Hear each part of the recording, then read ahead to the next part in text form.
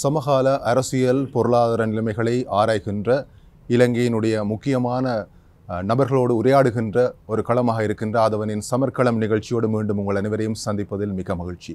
இன்றைய தினமும் நாங்கள் உரையாடுவதற்காக ஒரு சிறப்பு விருந்தினரை அழைத்து வந்திருக்கிறோம். அவர் இலங்கை ஆசிரியர் சங்கத்தினுடைய பொதுச் செயலாளர் திரு ஜோசப் ஸ்டாலின் அவர்கள். வணக்கம். வணக்கம். இப்போது ஒரு புதிய அரசாங்கம் அமைந்திருக்கிறது. கடந்த கால போராட்ட வரலாற்றை எடுத்து பார்க்குற போது தொழிற்சங்க போராட்டங்களாக இருக்கலாம், ஆயுத போராட்டங்களாக இருக்கலாம், ஒரு பெரிய மாற்றத்துக்கு மக்கள் வந்திருக்கிறார்கள். இந்த மாற்றம் என்பது ஒரு காலத்திலே தோழர்களோடு நீங்களும் களத்தில் நின்று போராடிய நிலைமைக்கும், அந்த தோழர்களோடே நீங்கள் இப்பொழுது பல உரையாடல்களை நடத்த வேண்டிய நிலைமைக்கும் இந்த சாதக பாதகங்கள் எவ்வாறு இருப்பதாக நீங்கள் கருதுகிறீர்கள்? உண்மைக்கும் அது நான் நினைக்கிறேன், இந்த அரசாங்கம் வர்றதுக்கு காரணமே இலங்கையில் மக்கள் இந்த அரசாங்கத்துக்கு எதிராக நடத்தின போராட்டங்கள். அதோடு நாங்கள் எடுத்துக்கொண்ட அந்த அறகலைய போராட்டம் தான் முக்கியமான நிகழ்வு. அதோடு ஆசிரியர் அதிபர்கள் மட்டுமில்லை, அரச ஊழியர்கள்ட்ட பல சம்பள போராட்டங்கள் இருந்துச்சு. இந்த போராட்டங்கள் விஷயம் தொழிற்சங்க போராட்டங்களில் தலைமையில் இருந்த ஜேவிபி உறுப்பினர்கள் எல்லாரும் இப்போ பாராளுமன்ற உறுப்பினர்களோ அமைச்சர்களாகவும் இருக்கிறாங்க. இப்போ இந்த சூழ்நிலை எடுத்துக்கொண்டால் எல்லாம் ஒன்றாக சேர்ந்து போராடின சூழ்நிலையும் இப்போ அவங்க அது எங்களோட போராடுறது நாங்கள் அரசுக்கு எதிராக, அந்த அரசுக்கு எதிராக தற்போது அவங்க அரச பிரதிகளாக இருக்கிறாங்க. இப்போ அவங்களோட அந்த மாற்றத்தை எடுத்துக்கொண்டால் இப்போ அவங்க அந்த போராட்டங்களில் இருந்தாங்களாங்கிற கேள்விக்குறியோடு தான் நாங்கள் அவங்கள பார்க்க வேண்டிய ஒரு சூழ்நிலை உருவாக இருக்குது. அதாவது இப்போ களத்தில் இருந்தவர்கள் இப்பொழுது இந்த தலைமை பதவிகளுக்கு வந்த பிறகு நிறைய மாற்றங்கள் அவர்களிடத்தில் இருப்பதாக தெரிகிறீர்களா? உண்மைக்கு மாற்றங்கள்லாம் நாங்கள் போராடின நோக்கங்கள், எங்களோட கோரிக்கைகள், அதை நிறைவேற்றுறதுக்காக தான் அந்த அரசு வந்தது. இப்போ அந்த எங்களோட கோரிக்கைகள், நாங்கள் முன்வச்ச செயல்பாடுகள், இதெல்லாம் சும்மா அவங்களுக்கு மறுபக்கத்துக்கு வந்த மாதிரி சும்மா ஒரு பேலன்ஸ் இல்லாத ஒரு சூழ்நிலையில் தான் அவங்க வேலை செஞ்சுருக்காங்க நாங்கள் காண்றோம். ஒரு குறுகிய காலம்தான் இப்பொழுது அவருடைய காலம் நகர்ந்திருக்கிறது ஆட்சியை பொறுத்தவரையில். குறிப்பாக 2022 ஆசிரியர்கள் சங்கம் சம்பந்தமாக நீங்கள் முன்னெடுத்த போராட்டங்கள் இலங்கை முழுவதுமே பெரிய பரபரப்பை ஏற்படுத்தியிருந்தன, மக்களுடைய கவனத்தை பெற்றிருந்தது மாத்திரமல்ல, மக்களுடைய ஆதரவையும் பெற்றிருந்தது. அதன் பின்னர் தான் கொஞ்சம் கொஞ்சமாக மக்கள் திடீரென்று ஒரு பெரிய மாற்றத்தை எதிர்நோக்குவதற்கு தயாராக இருந்தார்கள். அப்போது நீங்கள் முன்வைத்த கோரிக்கைகள், அதுக்கு முன்னும் பல கோரிக்கைகள் முன்வைத்திருக்கிறீர்கள், ஆனால் அப்போது வலுவான பல கோரிக்கைகள் முன்வைத்து நீங்கள் இறுக்கமான ஒரு போராட்டத்தை முன்னெடுத்திருந்தீர்கள். அந்த கோரிக்கைகளுடைய தற்போதைய நிலைமை என்ன? இப்போ நான் உதாரணத்துக்கு எடுத்துக்கொண்டு ஆசிரியர் அதிபர்களோட சம்பள போராட்டம் தான் முன்னிலையில் இருந்தது. அதுக்கு காரணம் சவுத் ஏஷியாவிலே குறைஞ்ச சம்பளம் எடுத்தது இலங்கையில் உள்ள ஆசிரியர்கள் அதிபர்கள். இப்போ நாங்கள் எல்லாரும் சேர்ந்து போராடினோம் இந்த எங்களோட சம்பள அதிகரிப்புக்காக. அதில் எங்களோட முக்கியமான கோரிக்கை எங்களோட சம்பளத்தை அதிகரிக்கிறதுக்காக கல்வி அமைச்சியால் உருவாக்கப்பட்ட சுபோதினி கமிட்டியில் முன்வச்ச சம்பளத்தை பெருகிறது. அந்த போராட்டத்தில் நாங்கள் செஞ்ச போராட்டத்தில் 2022 எங்களோட சம்பளத்தில் 1/3 பங்கு தான் கிடச்சி. அடுத்த 2 பங்குக்காக தான் நாங்கள் அதுக்கு வேண்டி போராட்டம் கொண்டு வந்தோம். தற்போது இருக்கிற மாற்றம் என்னவென்றால் இந்த அரசாங்கத்தில் இப்போ எங்களோட போராடின சக்திகள் சொல்கிறது எங்களுக்கு இப்போ 3-2 இல்லை, எங்களோட சம்பள அதிகரிப்பு கிடச்சிருக்குது. எங்களோட அரசு ஊழியர்கள் வகையில் சம்பள அதிகரிப்பு தான் இருக்குது. இப்போ உண்மைக்கும் நாங்கள் முன்வச்ச கோரிக்கைகள், எங்களோட சம்பளத்தில் அடுத்த கட்டம், அது சம்மந்தமாக ஒரு பேச்சும் இல்லை. அதனால போராட்டங்கள் நாங்கள் முன்னுக்கு கொண்டு போவோம். அதில் எங்களுக்கு ஒரு மாற்றமும் இல்லை. எங்களுக்கு அதில் இருக்க புதுமைத்தன்மை தான். ஏன்னா நாங்கள் முன்வச்ச கோரிக்கைகள் அவங்க இல்லைங்கிற நோக்கத்துக்கு வர்றதும், அடுத்து நாங்கள் முன்வச்ச செயல்பாடுகள் சம்மந்தமாகவும் அவங்க மாற்று கருத்தோடு இருக்கிறதும் எங்களுக்கு ஒரு பெரிய பிரச்சனையாக இருக்குது. நான் நினைக்கிறேன் ஆசிரியர் அதிபர்கள் எல்லோரும் நாங்கள் முன்வச்ச கோரிக்கைகளோடு அதை வென்றெடுக்கும் வகை இருப்பாங்கன்னு எங்களுக்கு தெரியும். அதுக்காக நாங்கள் செயல்பாடுகளில் ஈடுபட்டு கொண்டு இருக்கிறோம். இப்போ கடந்த கால அரசாங்கங்கள் போராட்டங்களை அடக்குவதிலே பல வழிமுறைகளை கையாண்டிருந்தன. நேரடியான வன்முறை, தனிப்பட்ட ரீதியில் மிரட்டுதல், அத்தோடு விலை பேசுதல், இப்படி பல விஷயங்கள் இருந்தன. இந்த அரசாங்கம் இதுவரைக்கும் பாரிய போராட்டங்களை எதிர்கொள்ளவில்லை. ஆனாலும் இவருடைய அணுகுமுறை எப்படி இருக்கும் என்று நீங்கள் எதிர்பார்க்கிறீர்கள்?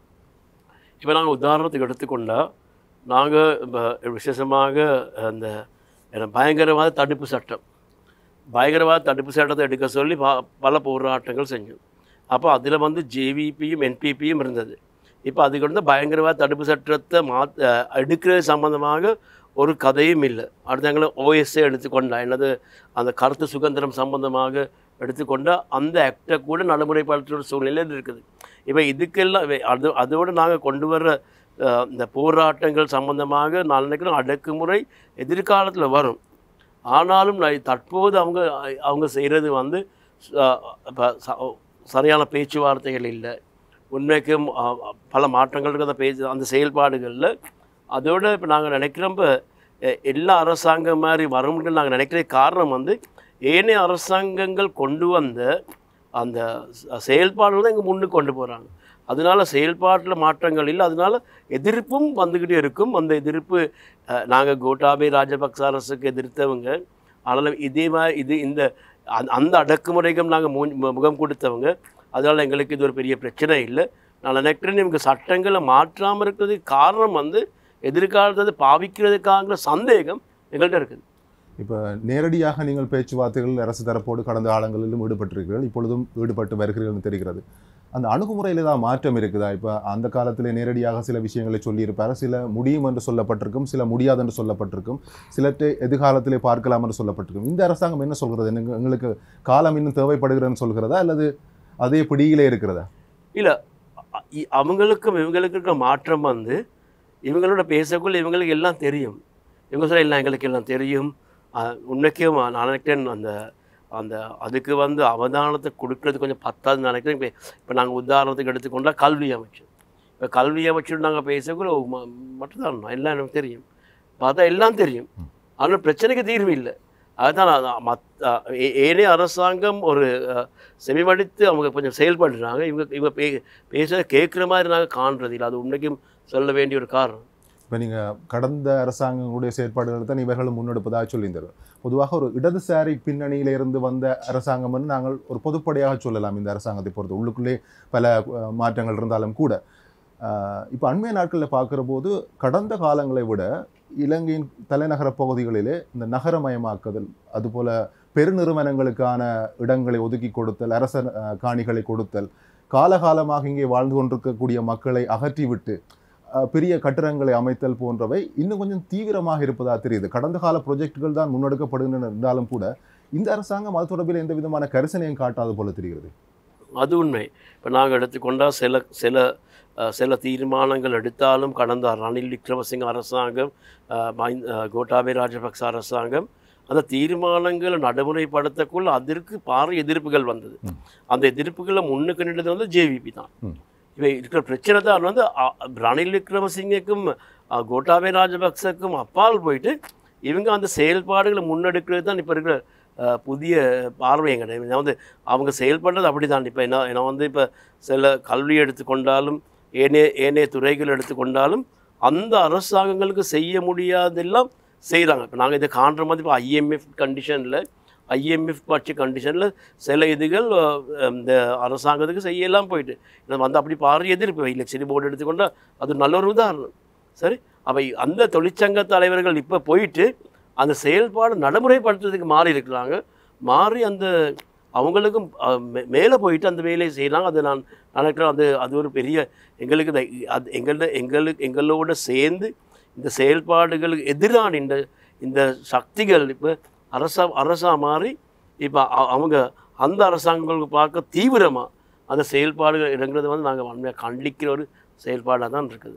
அப்போ மக்களுடைய இந்த தேர்வு வந்து எங்கேயோ பிழைத்திருப்பதாக கருதுகிறீர்களா அல்லது இந்த மாற்றம் நிச்சயமாக ஏற்பட்டிருக்க வேண்டியதுதான்? இல்லை, நாங்கள் அது பிழையாக காண்றது இருக்கிறது இல்லை, கருத இல்லை. நான் வந்து விசேஷமாக மக்கள் எதிர்பார்த்தது மாற்றம். இப்போ நீங்கள் சொன்ன மாதிரி அது இடதுசாரி தன்மை உள்ள ஒரு செயல்பாடாக தான் நாங்கள் காட்டினது. அப்போ அவங்க மக்கள் கேட்டது சிஸ்டம் சேஞ்ச் ஒன்று. எல்லாத்துலேயும் சிஸ்டம் சேஞ்ச் ஒன்று கேட்டது. அப்போ அதில் வந்து நான் நினைக்கிறேன் இப்போ அதனால இந்த போராட்டத்தோட ரணில் விக்ரமசிங்க அரசாங்கம் அது ஒரு சூழ்ச்சியாக ஒன்று வச்சு அவங்க அரசுக்கு வந்தாங்க.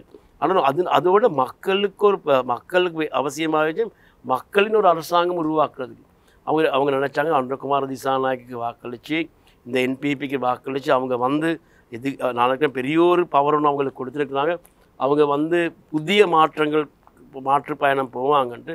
ஆனாலும் அது அப்படி ஒரு மாற்றுப்பயணம் இல்லை. உண்மைக்கும் அந்த களவெடுத்ததுகள் அதுக்கு எல்லாம் எதிராக நடவடிக்கை எடுக்கிறாங்களே தவிர நினைக்கிறேன் வேறு மாற்று வழிகளாக போக தயங்கிக்கிட்டு அவங்க உண்மைக்கும் செய்கிற வேலை தான் அந்த அரசாங்கம் செய்ய இயலாத IMF கண்டிஷன்களில் செய்கிறதுக்கு தயங்காமல் போகிறது தான் நாங்கள் காண்ற ஒரே மாற்றம். மேலே ஒரு மக்களை வழிநடத்தும் முக்கியமான ஒரு பொறுப்பில் இருக்கிறீர்கள். ஆசிரிய பணியிலே நீங்கள் இருக்கிறீர்கள். உங்களுடைய ஆரம்பகால ஆசிரிய பணி மிகவும் கஷ்டப்பட்ட ஒரு பிரதேசத்திலே ஆரம்பிக்கப்பட்டிருந்தது. அப்போ நேரடியாகவே மாணவர்களுடைய பிரச்சனைகள், அவர்களுடைய தேவைகள், அடிப்படை தேவைகள் பூர்த்தி செய்யப்படாமல் இருந்த ஒரு காலகட்டத்தில் இருந்து இன்று கொஞ்சம் கொஞ்சமாக அந்த மாணவர்களுடைய வளர்ச்சி இருக்கிறது. ஆனாலும் இன்றும் பார்த்தீங்கன்னு சொன்னால் நாடு முழுவதுமே மாணவர்களுடைய தரத்திலும் தாழ்வு இருக்கிறது. அவருடைய பொருளாதார தரத்திலாக இருக்கட்டும், கல்வி சூழலாக இருக்கட்டும், அவர்களுக்கு வழங்கப்படுகிற வளங்களாக இருக்கட்டும், இவற்றை நீங்கள் பார்க்கிற போது தற்போதைய நிலையிலே கொண்டு வரப்படக்கூடிய இந்த கல்வி சீர்திருத்தங்கள் அந்த மாணவர்களுக்கு எப்படியான அழுத்தங்களை வழங்கப் போகிறது? நீங்களும் பல மேடைகளில் இப்பொழுது பேசி வருகிறபடியும் அதுவாகத்தான் இருக்கிறது. பொதுவாக வசதி இருக்கக்கூடிய வாய்ப்புகள் இருக்கக்கூடிய மாணவர்கள் இவற்றை அணுகுவது இலகுவாக இருக்கும். ஆனால் அங்கே இருக்கக்கூடிய சில பாடசாலைகளில் 10 மாணவர்கள் 15 மாணவர்கள் படிக்கக்கூடிய பாடசாலைகள் கூட இருக்கின்றன. அவை மூடப்படும் அபாயத்திலும் இருக்கின்றன. எனவே அவற்றை செய்யாமல் இந்த கல்வி சீர்திருத்தம் கொண்டு வரப்படுவது இப்போதைய நிலைமையிலே நாட்டுக்கு தேவையா? அது எதிர்காலத்துக்கு எவ்வளவு பிரயோசனமாக இருக்கும்? இல்லை, உண்மைக்கும் கல்வி சீர்திருத்தம் அவசியம்ங்கிறது எங்களுக்கு தெரியும். எனவே நாங்கள் விசேஷமாக தற்போது கல்வி எடுத்துக்கொண்டால் அது மாணவர்களுக்கும் பெரும் கஷ்டமாக இருக்குது, ஆசிரியர்கள் அதிபர்களும் கஷ்டமாக இருக்குது, பெற்றோர்களுக்கும் கஷ்டமாக இருக்குது. இப்போ இந்த கல்வியில் மாற்றம் ஒன்று அவசியம்ட்டு கல்வித்துறையில் மட்டுமில்லை நாட்டிலே இருந்தவர் கேள்வியாக இருந்துச்சு. நான் அவங்களுக்கு எல்லாரும் கேட்டாங்க, இப்போ கல்வியில் மாற்றம் அவசியம்ட்டு. நாங்கள் இப்போ முகம் கொடுக்குற பிரச்சனைகளுக்கு தீர்வு அவசியம். இப்போ எடுத்துக்கொண்டால் இப்போ கல்வியில் இருக்க போட்டி விசேஷமாக நாங்கள் பார்த்தா இப்போ கல்வி பேஸ் பண்ணிருக்கிறது புலமை பரிசு exam, O level exam, A level exam. அப்போ இதில் சிற்றி அடைஞ்சால் தான் கல்வியிலேருந்து முன்னுக்கு வரலாம்னு தெரியும். அப்போ அதனால இந்த பெரும் போட்டி ஒன்று இருக்குது. இந்த போட்டியை நிறுத்த வேண்டும்ங்கிறது தான் முக்கியமான குறிக்கோளாக இருந்துச்சு. நான் இதுதான் ஒரு முக்கியமாக கல்வி மாற்றத்துக்கு தேவையாக இருந்துச்சு. இப்போ இவங்க கொண்டு வர சீர்திருத்தம் அதுக்கு ஒரு தீர்வாக இருக்கிறது. இப்போ நாங்கள் அதை காண்றது இல்லை. இப்போ ஒன்று அது. ரெண்டாவது நாங்கள் எடுத்துக்கொண்டால் கல்வியில் பெற்றோர்கள் எடுத்துக்கொண்டால் பிரபல்யமான பாடசாலைகளுக்கு மாணவர்களை சேர்க்கிறதுக்கு பாரிய பிரச்சனைகள் இருக்கிறாங்க. அது ஒரு பெரிய கல்வியில் உள்ள பிரச்சனை ஒன்று. இப்போ அதுக்கு ஒரு தீர்வு அவசியமாக இருந்துச்சு. அது சம்மந்தமாக ஒரு தீர்வு ஒன்று சரியாக இதில் இல்லை. மூணாவது நாங்கள் எடுத்துக்கொண்டால் இப்போ கல்வியில் எடுத்துக்கொண்டால் யூனிவர்சிட்டி என்ட்ரன்ஸ், அதுவும் ஒரு பெரிய ஒரு போட்டியாக இருக்குது. எல்லாரும் பார்க்குறாங்க யூனிவர்சிட்டிக்கு போகிறது. அப்போ அதுக்கு வாய்ப்பு இல்லை. இப்போ எல்லாருக்கும் வாய்ப்பு கிடைக்குதில்ல. இப்போ இதுக்கு ஒரு தீர்வு அவசியமாக இருந்துச்சு. அதோடு நாங்கள் காண்ற இப்போ பாடசாலை மாணவர்களுக்கு பெரும் பிரச்சனை தான் என்னது டியூஷன். இது ஒரு டியூஷன் ஒரு மாஃபியாவே இருக்குது. நாங்கள் தமிழுக்கும் பார்க்க சிங்கள கல்வி எடுத்துக்கொண்டால் பெரிய கேம்பெயின் ஒன்று போகுது. என்ன டியூஷனுக்கு போகாட்டி A level பாஸ் பண்ண இயலாதுன்னு. சாதாரணமாக ஃபைனல் இயரில் வரக்குள்ளே A level கிளாஸ்களில் பிள்ளைகளே இல்லை, அவங்க டியூஷனில் தான் படிக்கிறாங்க. அப்போ அது ஒரு பெரிய கல்வியிலேருந்து பாடசாலேருந்து மாணவர்கள் வெளியே இருக்கிறாங்க. இப்போ இது எப்படி பாடசாலைக்கு எடுத்து இதை மாற்றுறது? இப்போ இதுவும் ஒரு பெரிய பிரச்சனையாக இருந்துச்சு. அடுத்தது கல்வியில் எல்லாரும் கேட்டது ஒன்று தான், இங்கிலீஷ் படிக்கிறதுக்கு எல்லாருக்கும் ஆர்வம் இருக்குது. அப்போ அதுக்கான வாய்ப்புகள் அதை முன்னுக்கு எடுக்கிறதுக்கு இப்போ அது சம்மந்தமான ஒரு பிரச்சனையும் இருந்துச்சு. இப்போ இந்த பிரச்சனைகளுக்கு தான் தீர்வு வேணும். அடுத்தது பெற்றோர்களோட கல்வி சுமை, இதுகளுக்கு தீர்வு அவசியம். இங்கு கொண்டு வர சீர்திருத்தங்கள் அந்த பிரச்சனைகளுக்கு தீர்வு இல்லை. அதுதான் உண்மைக்கும் தற்போது நாங்கள் முன்கொடுக்குற பிரச்சனை தான். மாணவர்கள் தரப்பு ஒரு பக்கம் இருக்குது, ஆசிரியர் பற்றாக்குறை ஏராளமாக இருக்கிறது. அது தொடர்பாக நீங்கள் கடந்த காலங்களில் பல போராட்டங்களை முன்னெடுத்திருக்கிறீர்கள், வலியுறுத்தல்களை செய்திருக்கிறீர்கள். இன்று வரைக்கும் அந்த ஆசிரியர் வெற்றிடங்கள் பூர்த்தி செய்யப்படாமல் இருக்கின்றன. இன்னொரு பக்கமாக ஆண்மையிலே நீங்கள் வைத்த ஒரு முக்கியமான குற்றச்சாட்டு சில மாதங்களுக்கு முதல்னு சொல்லலாம், கடந்த இடைக்கால அரசாங்கம் ஒன்று இருந்தது ரணில் விக்ரமசிங்க அவருடைய தலைமையிலே. ஆசிரியர் நியமனங்கள் பின்பக்கத்தால் வழங்கப்படுகின்றன என்ற ஒரு விடயத்தை சொல்லியிருந்தீர்கள். இதுக்கு ஏதாவது தீர்வு கிடைத்திருக்கிறதா? தற்போதைய நிலைமை என்ன? தற்போதைய நிலைமை ஒரு பயங்கரமான நிலைமைத்தான் இருக்குது. இப்போ ஆசிரியர்கள் 42,000 ஆசிரியர்கள் பற்றாக்குறையாக இருக்குது என்று கல்வி அமைச்சர் பல நேரம் பாராளுமன்றத்தில் சொன்னது. நேற்று கூட கல்வி பிரதி அமைச்சர் சொன்ன கதை தான் பாராளுமன்றத்தில் 39,000 ஆசிரியர் பற்றாக்குறை இருக்குது. அப்போ இந்த பாரத்தை வச்சுக்கிட்டு எப்படி போகிறது? இப்போ இதில் இன்னைக்கும் இந்த மாணவர் ஆசிரியர் பற்றாக்குறையால் ரெண்டு பிரச்சனை நடக்குது. ஒன்று மாணவர்களும் ஆசிரியர் இல்லை. ரெண்டாவது பல வருஷ காலமாக சேவை செய்கிற ஆசிரியர்களுக்கு இடமாற்றம் பெறையிடாமல் இருக்குது. கஷ்டப்பிரதேசங்களில் சேவை செய்கிற ஆசிரியர்களுக்கு பதிலீடுகள் இல்லாதனால அவங்களுக்கு போக இல்லாமல் இருக்குது. உதாரணத்தை எடுத்துக்கொண்டால் வடக்கு எடுத்துக்கொண்டால் வடக்கில் எங்களுக்கு தெரியும் யாழ்ப்பாணம் உட்பட பல மேல் வலயங்கள் இருக்குது. ஆனாலும் வன்னி பிரதேசங்கள் துணுக்காய், கிளிநொச்சி, முல்லைத்தீவு, மடுமாறு, மன்னார் அப்படி கல்வி வலயங்களில் பல வருஷமாக சேவை செய்கிறவங்களுக்கு 8 வருஷத்துக்கு மேலே சேவை செய்கிற ஆசிரியர்கள் போக இல்லாமல் இருக்குது. ஏன்னா பதிலீடு இல்லை. பதிலீடு இல்லாத காரணம் ஆசிரியர்கள் எடுக்காதனால.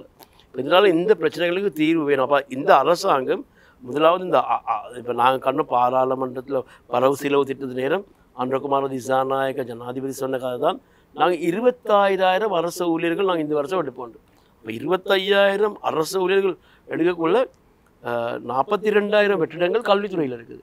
அப்போ இது ஒரு பெரிய பிரச்சனையாக இருக்குது. அப்போ பழைய அரசாங்கங்கள் மாதிரி அரச துறையை அந்த சிறிதாக்குறதுக்கு தான் இவங்களும் முயற்சி செய்கிறாங்கிற சந்தேகம் எங்களுக்கு இருக்குது. அதனால் இந்த பிரச்சனையை தீர்க்கிறதுக்கு இந்த அரசாங்கம் முயற்சி செய்கிற மாதிரி நான் காண்றது இல்லை.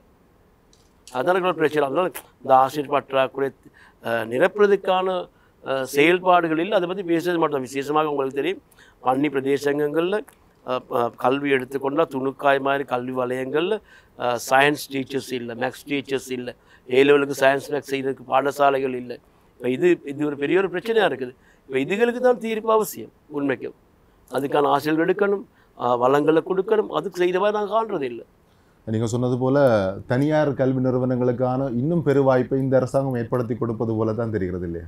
உண்மைக்கும் இப்போ நாங்கள் எடுத்துக்கொண்டால் இப்போ அட்வான்ஸ்டு எடுத்துக்கொண்டால் இப்போ நாங்கள் உதாரணத்துக்கு நாங்கள் எடுத்தோம் 2013ஆம் ஆண்டில் கல்வி சம்பந்தமாக எடுத்துக்கொண்டால் கல்வியில் அந்த என்னது புதிய ஸ்ட்ரீம் ஒன்று டெக்னாலஜின்ற ஒரு புதிய ஸ்ட்ரீம் ஒன்று ஆரம்பித்தாங்க.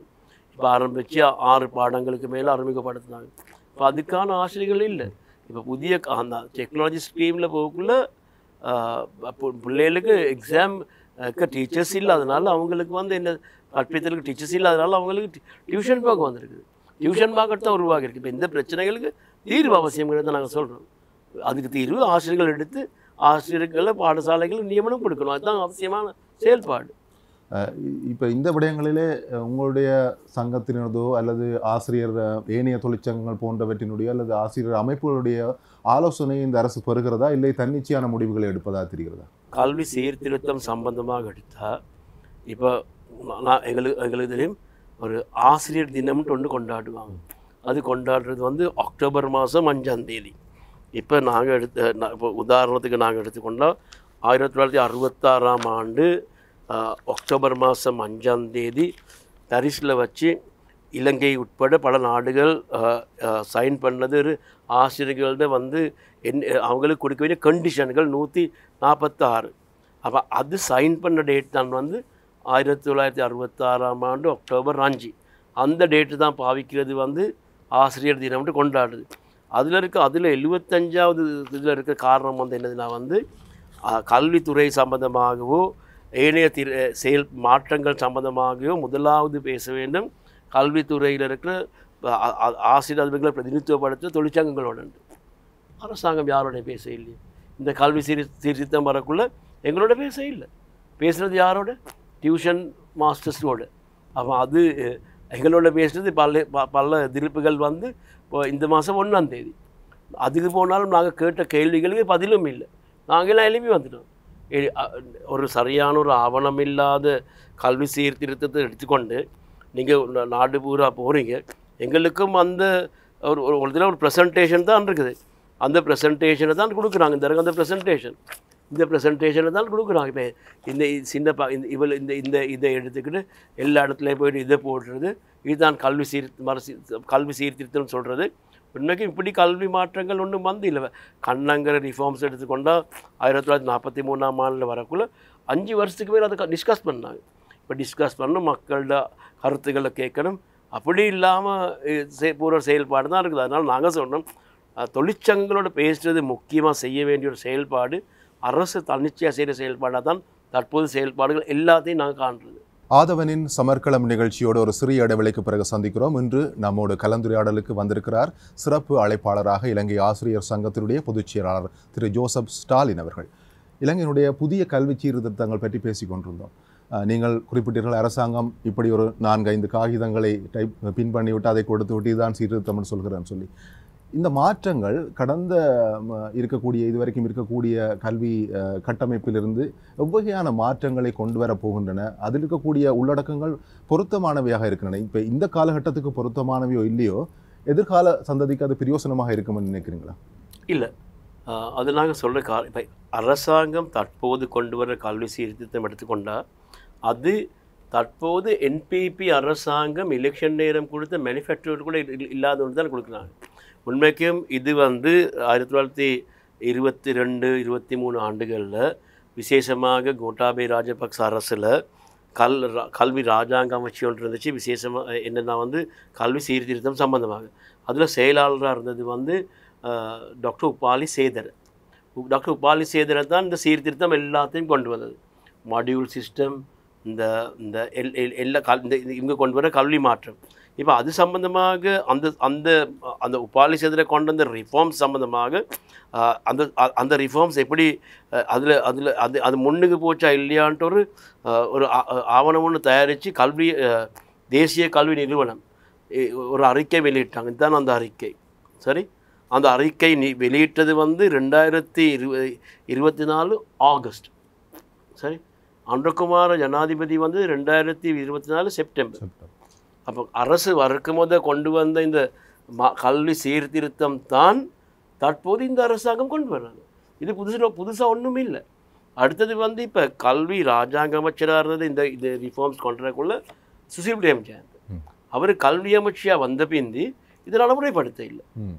சரி, அப்போ இந்த அரசாங்கம் டக்குன்ற நாங்கள் ஒரு பெரிய ஒரு மாற்றம் கொண்டு வரோம்னு சொல்லி இதுதான் கொண்டு வர்றாங்க. இப்போ இதை இவங்க முதலாவது கொண்டு வந்தது என்னதுன்னா இதில் நாங்கள் ஒரு புதிய அறிமுகம் செய்கிறோம் கல்வி சீர்திருத்தம். அதுக்கு பிந்தி எல்லா பக்கத்தாலையும் அதுக்கு எதிர்ப்பு வந்து இது பழையது தான் நீங்கள் கொண்டு வரீங்க, இது புதுசில் ஒன்றும் இல்லைன்னு அதுக்கு பிந்தி சொல்கிறாங்க இது நாங்கள் பழசு தான் கொண்டு வரோம். இப்போ நாங்கள் காரணம் யாழ்ப்பாணத்தில் வச்சு சொன்ன கதை தான் இது அனுரகுமார் திசாநாயகனையோ அரணி அமரசூரிய சீர்திருத்தம் இல்லை, இது ஒரு புதிய சீர்திருத்தம்னு சொன்னாங்க. உண்மைக்கும் இது நடைமுறைப்படுத்த இயலாதுங்கிற காரணத்தை இந்த புக்லேயே இருக்குது. சரி, இப்போ அடுத்தது இப்போ இவங்க கொண்டு வர உண்மைக்கும் இந்த கூட்டங்கள் வச்சாங்க தானே. இப்போ நான் அதுக்குள்ள இன்னொன்று சொல்லணும். இந்த கூட்டம் வைக்குள்ள நான் சொன்ன இந்த ப்ரெசன்டேஷனை தான் போட்டு ஸ்லைட் சைஸாக போட்டு காட்டுறது. இப்போ இதில் இருக்கிறது எல்லாம் இதெல்லாம் இங்கிலீஷில் தான் இருக்குது. இப்போ நாங்கள் யாழ்ப்பாணத்தில் நடந்துச்ச இந்த இது சம்பந்தமான கூட்டம் ஒன்று அந்த நேரம் நீங்கள் காட்டுறீங்க. நான் டிரெக்டர்ஸ் மார் தூக்கம் அது இப்படின்னு காட்டுறாங்க. இந்த கூட்டம் ஆரம்பிச்சுட்டு 12:30. அப்போ ஆரம்பித்து அந்த எல்லாம் சிங்களத்துலேயும் இங்கிலீஷ்லேயும் மட்டும் போகல, சிலவங்களுக்கு விளங்காது, ரெண்டும் நடக்கும். இப்போ உண்மைக்கும் இதில் அந்த மொழி சம்பந்தமாக கூட கவனத்தை செலுத்தி இல்லைன்னு தான் நான் சொல்கிறேன் இதில். அப்போ அது செய்யாமல் இந்த டிரெக்டர்ஸுக்கு எதிராக பல பேச்சுக்கள் தான் போச்சு. நாங்கள் அது பக்கத்தில் வைப்போம். அது இப்போ இப்படி இந்த இவங்க அனுராதபுரத்தில் நடந்த கூட்டத்தில் சொன்ன காரணம் தான் அப்போ தான் முதலாக சொன்னாங்க பாடசாலை 2 மணி மட்டும் நடக்கும். ரெண்டாவது சொன்னது எங்களோட பீரியட்ஸ் 8 நாங்கள் 7 மாற்றுவோம். அடுத்தது சொன்ன காரணம் தான் 40 நிமிஷம் பீரியட் நாங்கள் 50 நிமிஷத்துக்கு கொண்டு வரோம். இப்போ இந்த மாற்றங்கள் பற்றி ஒவ்வொரு இடத்துல ஒவ்வொரு நேரம் சொல்லிட்டு போகிறது. இப்போ அப்போ அந்த கூட்டங்களில் தான் மீட்டிங்கில் தான் சொல்கிறாங்க இப்படி மாற்றங்கள். இப்போ நாங்கள் கேட்ட கேள்வி அப்படி இந்த பீரியடை 40 நிமிஷத்து 50 நிமிஷம் ஆக்குள்ள மாணவர்கள் அது எப்படி பொறுத்து இருக்கிறது, அதுக்கான நீங்கள் என்ன செஞ்ச ரிசர்ச் என்னது. இப்போ நீங்கள் 1997ஆம் ஆண்டில் கல்வி சீர்திருத்தம் ஒன்று சந்திரிகா பண்டார குமாரதுங்க அரசாங்கத்தில் கொண்டு வந்தாங்க ப்ரைமரி எஜுகேஷன் சம்மந்தமாக. அப்போ அதில் முதலாவது அவங்க செஞ்சது மானிட்டரிங் ப்ராஜெக்ட் ஒன்று செஞ்சாங்க கம்பா டிஸ்ட்ரிக்டில். இப்போ முதலாவது கம்பா டிஸ்ட்ரிக்டில் அதை செஞ்சு பார்த்துட்டு தான் அதை முழு நாட்டுக்குமே அப்ளை பண்ணது. இப்போ இதை அப்படியோ கொண்டு வர போகிறாங்க. அப்போ இதில் அடுத்தது இவங்க சொன்ன கதை தான் இப்போ தற்போது ஓ லெவல் எக்ஸாமுக்கு இருக்கிற 9 சப்ஜெக்ட்ஸ் அதை நாங்கள் 7க்கு மாற்றுவோம். இப்போ கல்வி சுமையை குறைக்கிறதுக்காகன்ட்டு. இப்போ இதுகள் எப்படி செய்கிறதுன்னு அவங்க சொல்லியும் இல்லை. இதெல்லாம் முதல்ல இருந்தால் இருந்துச்சு. இப்போ இதில் இப்போ 50 பீரியட் 40 நிமிஷத்து 50 ஆக்குற சம்மந்தமாக சொன்னாலும் அது அது அது எப்படி பொருத்தமாக இருக்குதுன்னு ஒன்றும் இல்லை, பார்த்து இல்லை. ரெண்டாவது 2 மணி மட்டும் பாடசாலை வைக்கிறது. யார்கிட்ட கேட்டு வைக்கிறாங்க? இப்போ பாடசாலை 2 மணி மட்டும் வைக்கிறதா இருந்தால் நாங்கள் டீச்சர்ஸோட கேட்டிருக்காங்களா, பேசியிருக்கிறாங்களா? ஒன்றுமே இல்லை. அப்படி அதிகாரப்பூர்வமாக அப்படி செய்கிறதுக்கு அவங்களுக்கு என்ன என்ன பலன் இருக்குது? அதனால் நாங்கள் அதை எதிர்த்துக்கிறோம். நாங்கள் அன்னைக்கு கூட 1ஆம் தேதின்னு சொன்னோம், நாங்கள் இது 2 மணி மட்டும் பாடம் நாங்கள் எதிர்க்கிறோம், நாங்கள் இதை ஏற்றுக்கொள்ள இல்லைன்ட்டு. இப்போ அடுத்தது இப்போ 7 பீரியட்ஸாக மாற்றிருக்குது. இப்போ அதுவும் ஒரு பிரச்சனையாக இருக்குது. நாங்கள் அன்னைக்கு 1ஆம் தேதி கல்வி அமைச்சில் நடந்த பேச்சுவார்த்தையில் நாங்கள் கேட்ட கேள்வி தான், இவங்க சொல்கிறது கல்வி சீர்திருத்தம் அடுத்த வருஷம் 2026ஆம் ஆண்டில் 1ஆம் ஆண்டும் 6ஆம் ஆண்டும் மட்டும்தான் வரும். அப்போ இந்த புதிய டைம் டேபிள் எடுக்குள்ள 8 பீரியட் டெய்லிக்கு வருது. அதில் டைம் டேபிள் செஞ்சுருக்குது 40 நிமிஷத்துக்கு தான். அதில் டைம் டேபிள் செஞ்சுருக்கு 8 பீரியட்ஸுக்கு. அப்போ அதை எப்படி செய்கிறது? ஒரு பக்கத்தில் 1 6 மறுபக்கத்தில் மற்றது எப்படி அதுக்கு ஒரு பதில் இல்லை. ஆமாம், இது எப்படி பாடசாலையில் இது பல சிக்கல்கள் வரல ஒரு செயல்பாடாக தான் இது இருக்குது. அது அடுத்தது இப்போ 7 பாடங்களாக குறைக்கன்னு சொன்னாலும், இப்போ 7 பாடம் குறைச்சாலும் எக்ஸாமுக்கு 7 தான் முகம் கொடுக்குறது. ஆனாலும் இன்னும் 7 பாடங்கள் செய்யணும், எல்லாம் 14. அப்போ இன்னும் கல்வி சுமை குறைஞ்சி இல்லை, கூடி இருக்குது. இப்போ அதனால் இதுகளுக்கு சரியான பதில் இவங்கள்ட்ட இல்லை. அதனால தான் இதுகளுக்கு பதில் எடுத்து பேசி தீர்மானித்து தான் இதில் நடைமுறைப்படுத்தணும். இல்லாட்டி பாடசாலையில் ஆசிரியர்களும் அதிபர்களும் ரெண்டு எல்லோரும் பல பிரச்சனைகளுக்கு உள்வாங்கிற செயல்பாடாக நாங்கள் காண்றோம். இது கல்வித்துறை பிரதமர் வசம் இருப்பது சாதகத்தன்மையை தருமா, அல்லது இது கொஞ்சம் அவருடைய வெளிநாட்டு படிப்புகளை மேற்கொண்டு ஒருவர், அங்கே இருக்கக்கூடிய நடைமுறைகளை பார்த்து ஒருவர், நீங்கள் சொன்னது போல அனுபவ பாடம் இல்லாமல் இதை நடைமுறைப்படுத்த வருகிற போது எவ்வாறான சிக்கல்களை அவர் எதிர்கொள்வார், அல்லது அவருக்கு இருக்கக்கூடிய சாதகத்தன்மைகள் என்ன?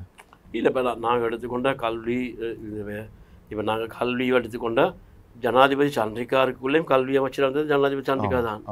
சரி, இப்போ ஆனாலும் அதில் பேச்சுவார்த்தை இருந்துச்சு, எல்லாரும். இப்போ இதில் இருக்க நாங்கள் காண்ற பேசாமல் தான் செய்கிறது. இப்போ கல்வி சீர்திருத்தம்ங்கிறத பற்றி நாங்கள் அறிவுறுத்த போக்குள்ள நாங்கள் எதிர்பார்க்குறது என்னது? கலந்துரையாடல், 2 பக்கத்துலையும் பேசி ஐடியாஸ் எடுக்கிறது. இப்போ அப்படி இல்லை, நாங்கள் செய்கிறது நாங்கள் சொல்கிறோம், நீங்கள் கேட்டுக்கிட்டுருங்க. அது நீங்கள் பார்த்துருப்பீங்க, அந்த மீட்டிங்ஸ் எல்லாம் மாகாண மீட்டிங்ஸில் இந்த ப்ரெசன்டேஷனை போடுறது நாங்கள்லாம் உட்காந்து கேட்டுட்ருக்கணும். இப்போ நாங்கள் எங்கிட்ட புதிய கருத்தை சொன்னாலும் இதில் எப்படி மாற்றுறது? தீர்மானிச்சு முடிஞ்சு தானே. இந்த அரசாங்கத்துக்கு சொந்தமே இல்லாத இருந்த அரசாங்கங்களுக்கு செய்ய இல்லாமல் போனது ஒன்று தூக்கிட்டு போகிறது என்ன காரணத்துக்காகன்ட்டு எங்களுக்கு நான் தெரியும். இது சும்மா தேவையில்லாத வேணும்னு நான் காண. இதில் பேச்சுவார்த்தை இல்லை, இதில் இருக்குது ஒரு பக்கத்தில் சொல்கிறது தான் கேட்டுருக்கணும். அதுதான் தற்போது இருக்கிற பிரச்சனை. நீங்கள் சொன்ன மாதிரி அந்த பிரதம அமைச்சர் அந்த கல்வியில் துறையில் யார் இருந்தாலும் கவையில் இருந்தாலும் நான் சொன்னேன், அதனால் யார் இருந்தாலும் கவையில் பேசி தீர்மானிக்கிறதா இருந்தால். அதனால் அப்படி ஒன்று இதில் நான் காண்றது இல்லை. எதிர்க்கட்சி இந்த விடயத்திலே வலுவான வாதங்களை முன்வைத்ததாக தெரியவில்லை. நாடாளுமன்றத்தில் கூட அவர்கள் முன்வைப்பது மாணவர்களுடைய பிரச்சனையை சொல்கிறார்கள், ஆசிரியர்களுடைய பிரச்சனையை சொல்கிறார்கள். இதில் இப்படி கலந்துரையாடல்கள் நடத்தப்பட வேண்டும் என்பதை வலியுறுத்தியதாக தெரியவில்லை. அதே போல் நீங்கள் சொன்னது போல் ஒரு குறிப்பிட்ட பிரதேசத்தில் இது நடைமுறைப்படுத்த பார்த்து அதில் இருக்கக்கூடிய சாதக பாதகங்களை கணித்து கொண்டு தான் அடுத்த இடங்களுக்கு நடைமுறைப்படுத்த வேண்டும். அப்போ இந்த அவசரமாக இது கொஞ்சம் அழுத்தி கொண்டு வருவதை எதிர்க்கட்சி வலுவாக எதிர்த்தா தெரியவில்லை. அந்த எஜுகேஷன் டிபேட்டோடு நடந்துச்சு. நீங்கள் பார்த்துருப்பீங்க, அந்த பேசினது எதிர்கட்சி தலைவர் சஜித் பிரேமதாஸ் உட்பட எல்லாரும் இதுக்கு ஆதரவாக தான் பேசினாங்க. ஆமாம், எல்லாரும் இது நல்லம். சில தமிழ் பிரதிநிதிகள் கூட நான் காட்டுறேன், எல்லாம் நல்லம் உண்டு. அவங்க நல்லம்னு சொல்கிறதுக்கு அவங்க என்ன ஆராய்ஞ்சிருக்கிறாங்க? சரி, அவங்க எல்லாம் அரசை புகழ்ந்துக்கிட்டு நல்ல ஒரு பக்கத்தால் நான் நினைக்கிறேன் அவங்க கொண்டு வந்தது இவங்க கொண்டு வரனால அவங்க அது ஆதரிக்கிறாங்களோ, கொண்டு வர போனது அவங்க கொண்டு வர இல்லை, கொண்டு வர போனது இவங்க ஆதரிக்கிறாங்களோ தெரியாது.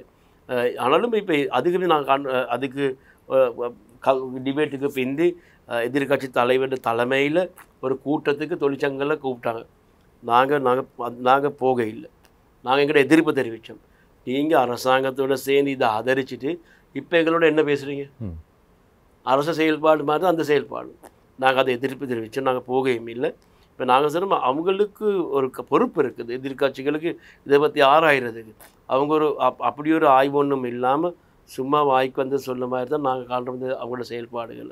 இப்போ இந்த அரசாங்கம் கொண்டு வர போகிற இந்த மாற்றங்கள் சம்பந்தமாக தொழிற்சங்கங்கள் சார்பில் அல்லது ஆசிரியர் தொழிற்சங்கம் சார்பில் உங்களுடைய மாற்று திட்டங்கள் ஏதாவது முன்வைக்கிறதுக்கான ஆலோசனை இருக்கா? இப்போ இந்த மக்களுக்கு தெளிவுபடுத்த வேணும். இப்போ மக்கள் வந்து இந்த பக்கம் போகிறதா அந்த பக்கம் போகிறதா என்ற ஒரு பக்கம் விழுப்புரம் இருக்குது. இது தங்களுக்கு பிரச்சனையா? மாணவர்கள் பெற்றோர்கள் எல்லாம் இப்பொழுது அச்சப்படுவது இது எங்களுக்கு பாதிக்க போகிறதா அல்ல சாதகமாக இருக்க போகிறதான்னு சொல்லி. இப்போ உங்கள் தரப்பு சொல்கிறது இது பாதிப்பு தான் வரப்போகிறது பிரதானமாகன்னு சொல்லி, அரசு தரப்பு சொல்கிறது எதிர்காலத்துக்கு இது அவசியம்னு சொல்லி.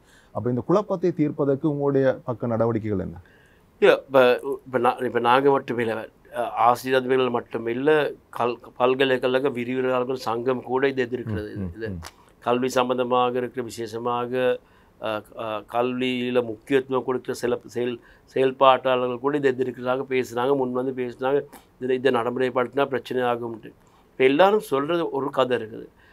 நாங்கள் இதை எதிர்க்கிறது வந்து சீர்திருத்தத்தை எதிர்க்கிறது இல்லை, உண்மையாக மாற்றம் அவசியம். இப்போ நான் சொல்கிறேன், எங்களோட கருத்து தான் வந்து தற்போது கல்வியில் வந்து இந்த எக்ஸாம் ஓரியன்ட் கல்வினால் இந்த போட்டித்தன்மையால் கல்வித்துறையில் பாரிய பிரச்சனைகள் இருக்குது. இந்த பிரச்சனைகளுக்கு தீர்வு அவசியம் இந்த கொண்டு வர சீர்திருத்தத்தில். இப்போ உண்மைக்கும் இப்போ எங்களுக்கு தெரியுமே, இப்போ ஸ்கூல் பேஸ் அசஸ்மெண்ட் ஒன்று கொண்டு வந்தாங்க. அதே மாதிரி எக்ஸாம் இல்லாமல் மாணவர்களில் முன்னுக்கெடுக்கிற போட்டி இல்லாத செயல்பாடுகள் அவசியங்கிறது தான் நாங்கள் சொல்கிறோம். அப்போ நாங்கள் எங்களோட யோசனை நாங்கள் சொல்கிற காரணம் வந்து இந்த எக்ஸாம் நான் முதலாவது சொன்ன பிரச்சனைகளுக்கு, இந்த கல்வியில் இருக்க போட்டிக்கு, கல்வி சுமையை குறைக்கிற சம்பந்தமாக, இப்போ தற்போது அந்த தெரிவு செய்கிறது சம்பந்தமாக இருக்கிற பிரச்சனைகளுக்கு தீர்வு அவசியங்கிறது தான் நாங்கள் சொல்கிறோம். அப்போ அதுக்கான மாற்று கருத்துக்கள் சொல்கிறோம். நாங்கள் கண்ணன் லால்காந்த் அமைச்சர் சொன்னது வந்து நீங்கள் எதிர்க்கிறவங்களுக்கெல்லாம் கொண்டு வாங்க யோசனை கொண்டு வரணும் அரசாங்கம். சரி, நீங்கள் யாரோ செஞ்சதை நீங்கள் கொண்டு வந்துக்கிட்டு அது செய்ய தேவையில்லை. அதனால் அடுத்தது வந்து என்பிபி எலெக்ஷன் நேரம் கூட நான் சொன்ன மாதிரி அவங்க கொண்டு வந்தால் பல யோசனைகள் கொண்டு வந்த கல்வி சம்மந்தம் அது எல்லாத்தையும் வச்சுட்டு தான் அதை செயல்படுறாங்க. நாங்கள் அதனால் தற்போது பெற்றோர், ஆசிரியர்கள், மாணவர்கள் முகம் கொடுக்கும் பிரச்சனைகளுக்கு தீர்வாக தான் இந்த சீர்திருத்தம் வரவேங்கிறது தான் எங்களோட கருத்து. இப்போ அண்மைய காலமாக அந்த செய்திகளிலே அடிக்கடி அடிபடுகிற ஒரு விடயம் வந்து பல்கலைக்கழகத்தை நீங்கள் தொட்டு சென்றால் கேட்கிறேன். இந்த மாணவர்கள், புதுமுக மாணவர்கள் பல்கலைக்கழகங்களுக்கு வருகிற போது அவர்களுக்கு மேற்கொள்ளப்படுகிற ரேக்கிங் சம்பந்தமானவை ஒரு காலத்திலே கொஞ்சம் தணிந்தது போல இருந்தது. இப்போது இந்த காலகட்டத்திலே அது கொஞ்சம் அதிகரித்திருப்பதாக தெரிகிறது. அதற்கு இப்போது இருக்கக்கூடிய அரசாங்க பின்னணியும் ஒரு காரணமாக சொல்லலாம். என்றால் மாணவர்கள் பெரும்பாலும் அந்த போராட்டங்களில் ஈடுபட்ட பல மாணவர்கள் இருக்கிறார்கள். அதோடு சம்பந்தப்பட்டவர் பல்கலைக்கழக மட்டத்திலிருந்து அரசியல் ரீதியாக செயல்பட்ட மாணவர்கள் எல்லாம் இருக்கிறார்கள். இப்பொழுது எங்களுடைய ஆட்சி தான் இருக்கிறது என்கிற எண்ணப்பாட்டில் அது கொஞ்சம் பலப்பட்டிருப்பதாக தெரிகிறது. அல்லது சாதாரணமாக நடக்கக்கூடிய ஒரு விஷயம் தான். இதுக்கான கட்டுப்பாடுகளை எப்படி கொண்டு வரலாம் இந்த அரசாங்கம்? இல்லை, நான் நினைக்கிறேன் இப்போ உண்மைக்கும் அது அதிகரிச்சு இல்லை. நான் இப்போ முந்தி மாதிரி அது சும்மா இல்லை, வெளிவரது ஊடகங்கள் ஃபேஸ்புக் அதுகள் இருக்கனால எல்லாரும் எல்லாருடைய கையிலையும் ஒரு ஃபோன் இருக்கனால இது வந்து பரபரப்பாகுது. இப்போ உண்மைக்கும் அதனால தான் இது அதிகரித்த மாதிரி தெரியுது. ஆனாலும் இதை நாங்கள் ஆதரிக்கவே இல்லை. இந்த செயல்பாடுகள் நிறுத்த வேண்டும். இப்போ அதுக்கு வந்து சட்ட ரீதியாக மாணவர்களுக்கு துன்புறுத்தி நான் நிப்பாட்டே இல்லாது. நான் நினைக்கிறேன் இப்போ இவங்க ஒரு கமிட்டி ஒன்று உருவாக்கி இருக்கிறாங்க.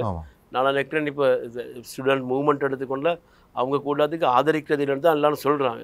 இப்போ சில இதுகள் இண்டிவிஜுவல் செயல்பாடுகளாக தான் நாங்கள் நடக்குது.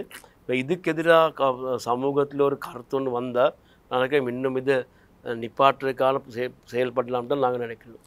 தனியார் கல்வி மயப்படுத்தல் என்பது அண்மை வருடங்களாக கொஞ்சம் அதிகமாக தான் இலங்கையில் இருக்கிறது. தனியார் பல்கலைக்கழகங்களோட வருகை போன்றவை சில துறைகளில் கொஞ்சம் கட்டுப்பாடு இருந்தாலும் கூட இந்த அரசாங்கம் அவற்றுக்கு அனுமதி அளிப்பது போலத்தான் தெரிகிறது. பொதுவாக நாங்கள் அடிக்கடி பேசுவது இடதுசாரி பின்னணி கொண்ட அரசாங்கம் அரச கட்டமைப்பின் ஊடாக இலவச கல்வியை மேலும் ஊக்குவிக்க வேண்டுமே தவிர தனியார் துறைக்கு ஆதரவளித்து அந்த மக்களுடைய பணத்தை பிடுங்குகிற அளவுக்கும் மாணவர்களுடைய அழுத்தங்களை இன்னும் அதிகரிக்கிற அளவுக்கும் போகக்கூடாதுன்னு சொல்லி. ஆனால் இந்த அரசாங்கம் அதை இன்னும் அதிகரித்து கொண்டே செல்கிறது. பார்க்குற போது விளம்பரங்களை பார்க்குற போது நாளுக்கு நாள் எக்கச்சக்கமான விளம்பரங்கள், தனியார் துறை விளம்பரங்கள் கல்வித்துறையிலே வந்து கொண்டே இருக்கின்றன. இது ஒரு வாய்ப்பை வழங்குவதாக, அதாவது பல்கலைக்கழகங்களுக்கு தெரிவாகாத மாணவர்களுக்கு ஒரு வாய்ப்பை வழங்குவதாக இருந்தாலும் கூட அந்த பக்கமாக மாணவர்கள் ஈர்க்கப்படுவது ஆரோக்கியம் இல்லை தானே. இந்த அரசாங்கத்துக்கு வந்த கட்சி தான் விசேஷமாக தனியார் மயப்படுத்துறதுக்கு எதிராக போராடினோர் பெரிய ஒரு சக்தி இது. அப்போ இந்த சூழ்நிலையில் இவங்க வந்து உங்களுக்கு தெரியும், இப்போ கொத்தலாவல் ஆக்ட் வரக்குள்ள கூட அவங்க வந்து அதுக்கு ஏனியர்களையும் வர்றதுக்கு வாய்ப்பு கொடுத்தாங்க. இப்போ இந்த அரசாங்கம் சொல்கிறது ஒன்று தான், கல்விக்கு எல்லோருக்கும் எல்லா பக்கத்தாலையும் எல்லா முகத்திலையும் இடம் கொடுக்க வேணும். இப்போ இந்த நிலைப்பாடு இருந்து அரசாங்கம் இல்லை இது சரியா. இப்போ தனியார் மயப்படுத்தக்குள்ளே என்ன நடக்கும்? இப்போ யார் எடுத்துக்கொண்டாலும் சொல்கிற ஒரு கதை தான் வந்து, இலங்கையில் மக்கள் தற்போது இருக்கிற நிலையிலிருந்து மாறினது வந்து கல்வியால். இப்போ அவங்க யார் சரி பெரிய இடங்கள் இருக்கிறவங்க சொல்கிற கதை தான், நாங்கள் கல்வினால தான் நாங்கள் வந்திருக்கிறோம்.